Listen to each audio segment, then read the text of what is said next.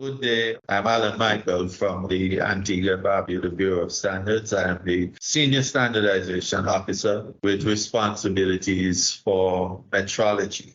Today, I am doing a short interview with the Executive Chef Colleen Simpson of the National School Meals Program. The theme for World Metrology Day this year is measurement supporting the global food system. Notwithstanding that, today we are going to sort of bring it closer home and look at measurement supporting food production and service, specifically in Antigua. And at this point, we're looking at the National School Meals Program as an example. Welcome, Chef Simpson. Thank you. To get things started, could you introduce yourself? But like you say, I am Colleen Simpson. I'm the executive chef for the National School Meals Program. And some of my responsibilities here are menu planning and scheduling and making sure that, production goes well for the day, and also the dispatching of the meals. The National School Meals Program, what is it all about? What is it hoping to achieve? Well, I think we're at a point where when the program started, the aim was to feed all of the entire population for the primary school, government primary school, and preschools. So the program started out with 9 schools. At that time, there were no government preschools on the program. So now the aim was to reach all government primary school students. And we are now in all of the government primary and preschools in Antigua. So our aim is to provide a hot, nutritious meals for all of the students and by extension, the teachers as well. The only one we have left to go on the program is Barbuda, which will come on in September. But in Antigua, all of the government preschools and primary schools are on the program.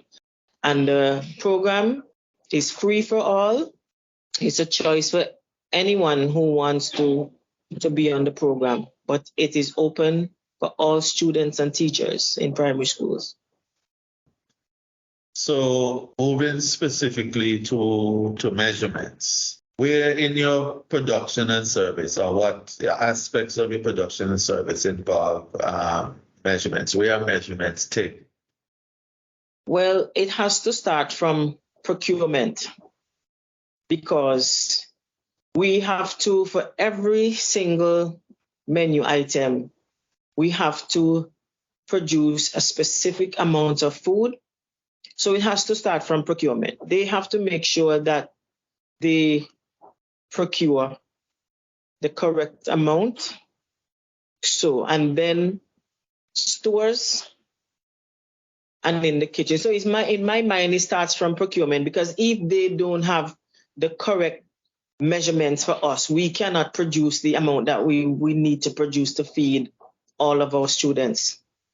The measurements you take, apart from having the right amounts to be able to serve all the customers per se, why are these measurements important?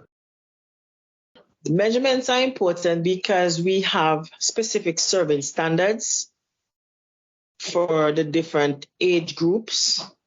And if we don't get the correct measurements, it's either we're going to send a shortage of food or an excess. And excess would be wastage. So we have to have the correct measurements when we are producing the meals, so that the correct amount can be dispatched to the different schools, so they have sufficient food to serve the students. Because otherwise, like I say, if we don't get the correct measurements, it's either somebody's not going to get any lunch, or there's going to be too much and it's going to be wasted.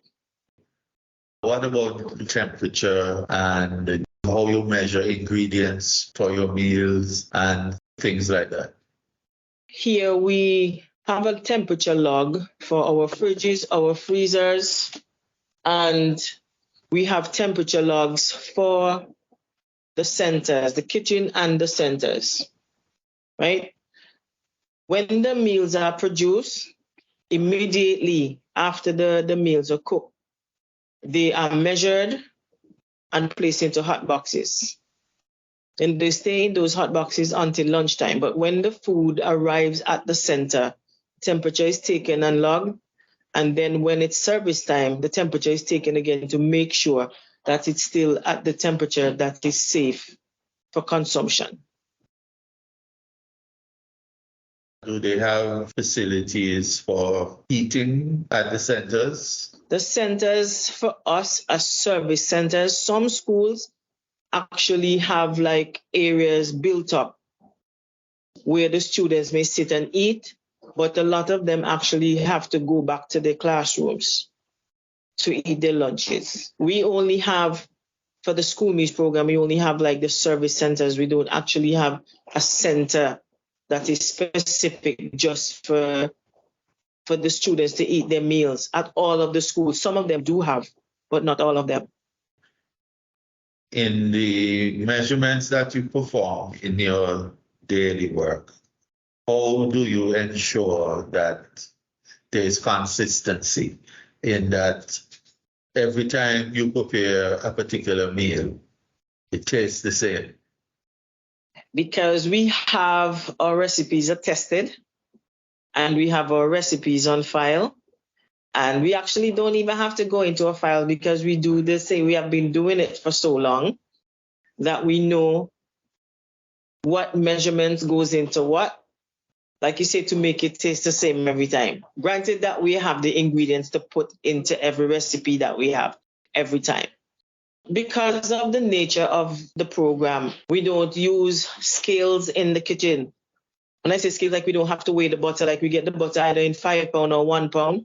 So if the recipe requires 10 pounds, you just take 10 1 pound, or you use 2 5 pounds, something like that, to make it easy for us, because we have to produce a lot of food. When we have to cook rice for this program, it's 500 pounds just for one meal. So we actually know our measurements, just like, so we don't have to be weighing and measuring every time we do a specific item. Because like I said, we do them so often that we know exactly what goes into what item. We have our recipes and they have been tested. So what you're saying is you rely on the labeling. You accept the quantities. We accept the quantities that we get from the manufacturer. By the labeling. Right. Okay. Let's say, for instance, now the units, because you mentioned pounds in terms of butter and so on, right? Are you familiar with the metric system? I am, but I cannot say that my entire team, they are familiar with it. One of the things that, I know for a fact that people don't like change, right? And to implement the metric system into what we're doing now, it will take some time and some training. I am familiar with it, but like I say, I'm not sure that my team, that they are comfortable using the metric system. Because currently, both the SI, or what we call the metric system, is legal, as well as the imperial system, where we use pounds and ounces and so on. Right. The aim of the Bureau of Standards, and especially the country as a whole for some time, we have been trying to move to using the SI system more or less exclusively, as does most of the rest of the world. But as you say, it's not something that's common in Antigua. Right. In terms of if we were to try to implement such a change, let's say, for instance, at the school meals program, where you only accept products labeled in the SI, in the metric units and so on. You said you'd have to get your staff up to speed Right. with But in terms of, would that mean that you'd have to rewrite your recipes and things like that to reflect? We would have to reflect the metric measurements. Right, so that you can utilize those in your production more easily. So is there any other aspect of measurement? Because in terms of your storage and so on, as you said, the main important measurement for you now is related to temperature. Your temperature devices, do you have a program of ensuring that they're calibrated, giving the correct measurements? I cannot say that for certain, but I know that they work. I don't know if they we don't have a system here where they actually calibrated, but I know that the devices that we have, they work pretty well. Then to ensure, because you're dealing with storage and production and so on as well. And in terms of the amounts that you store and so on, hypothetically, if your thermometers, let's say, were not giving correct readings, how would that affect your performance? It would affect us because if they're not reading correctly, that means things are not going to be stored at the correct temperature, and then we're going to have spoilage. But then because the temperatures are checked like 3 times a day, usually 99% of the time, as soon as something is not in the ordinary, it's usually picked up like right away, because the temperatures are checked in the morning and at midday and at closing time. So you consider the temperature measurements to be something critical to your... Right. It is very critical because we have a lot of items stored here, and if we were to have our freezers or fridges go down on us, it's not going to be a good thing. Okay, so having a program where these devices are regularly calibrated and verified would be of benefit to you. Of course. Of course. Okay. So we have more or less come to the end of the questions that we had prepared. Is there any other aspect of measurement that you consider that might need to be enhanced or improved in the school meals program? Like if you were to get scales and so on, would that... We don't have scales in the kitchen, but like our stores and all that we have, it would be of benefit, yes. But like the storeroom, they have scales. And normally when we requisition the items, we requisition like a specific amount to the recipe that we're going to produce for the next day, right? Okay. So we rely on the measurement from the storeroom. I know we haven't really had any issues to say that, like when we produce the item, we're out by so much that it makes a difference as to what we have to dispatch to the schools. So our system here, I'm comfortable with it and it's pretty reliable. So having the scales in the kitchen and have to be measuring each item will be time consuming, and to produce meals for 6,000 to reach every single school before 12 o'clock, it's a challenge in itself. So from your standpoint, the measurements provided on the labels of the products that you use are critical. Exactly. They are very critical.